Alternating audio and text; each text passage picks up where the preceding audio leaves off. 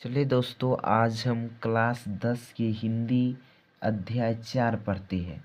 तो देखिए लिखा हुआ है, चैप्टर का नाम नाखून क्यों बढ़ते हैं। और इस पाठ के लेखक है हजारी प्रसाद द्विवेदी और ये अध्याय 4 है।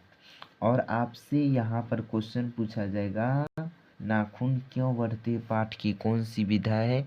तो ये निबंध है। क्या है? निबंध है। ठीक है, तो चलिए बिना समय लॉस किए हम पढ़ना स्टार्ट करते। देखिए लेखक परिचय पढ़ते, एकदम सटीक भाषा में, बहुत कम भाषा में वो यहाँ पर लिखा हुआ है जो शायद परीक्षा की दृष्टि से पूछा जा सकता है। तो देखिए लिखा हुआ है, हजारी प्रसाद द्विवेदी का जन्म 1907 ईस्वी आरा दुबे का छपरा बलिया उत्तर प्रदेश में हुआ था।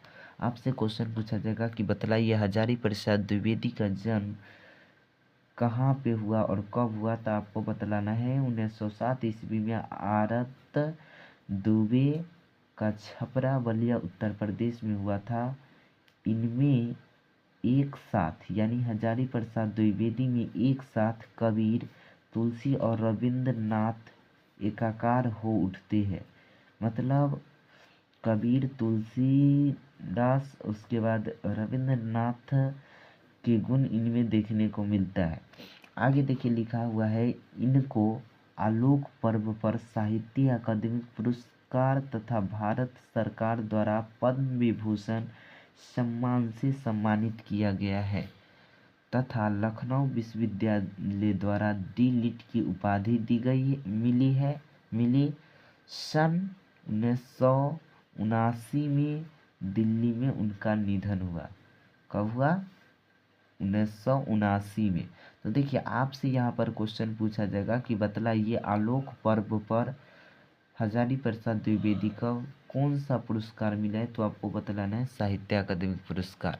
यह क्वेश्चन पूछा जा सकता है भारत विभूषण द्वारा नहीं, देखिए लिखा हुआ है भारत सरकार द्वारा पद्म विभूषण सम्मान से भी सम्मानित किया गया और लखनऊ विश्वविद्यालय से डी लिट की उपाधि मिली। क्वेश्चन आपसे पूछा जाएगा कि बतलाइए हजारी प्रसाद द्विवेदी को किस विश्वविद्यालय से डी लिट की उपाधि मिली। तो आपको बतलाना है लखनऊ विश्वविद्यालय से। ठीक है, आगे लिखा हुआ है सन 1979 में दिल्ली में उनका निधन हुआ। ठीक है, अब आगे देखिए लिखा हुआ है प्रमुख रचना, यानी हजारी प्रसाद द्विवेदी के प्रमुख रचना कौन कौन है। तो अशोक के फूल, आलोक पर्व, बाणभट्ट की आत्मकथा, अनामदास का पोथा उपन्यास है और पृथ्वीराज रासो, विश्व भारती, ये शांति निकेतन इत्यादि। देखिए शांति निकेतन की स्थापना यानी रविंद्रनाथ टैगोर के द्वारा किया गया है। आपसे क्वेश्चन पूछा जाएगा कि बतलाइए अशोक के फूल किसकी रचना है। तो आपको बतलाना है हजारी प्रसाद द्विवेदी। या आलोक पर्व, या बाणभट्ट की आत्मकथा है, अनामदास की पोथा उपन्यास किन की रचना है। तो आपको बतलाना है हजारी प्रसाद द्विवेदी। पृथ्वीराज रासो किन की रचना है। तो आपको बतलाना है हजारी प्रसाद द्विवेदी। विश्व शांति किसकी रचना है। तो आपको बतलाना है हजारी प्रसाद द्विवेदी की। लेकिन शांति निकेतन की स्थापना किसने किया था। तो रविंद्रनाथ टैगोर। ठीक है, लेकिन विश्व भारती की रचना कौन की है। तो हजारी प्रसाद द्विवेदी।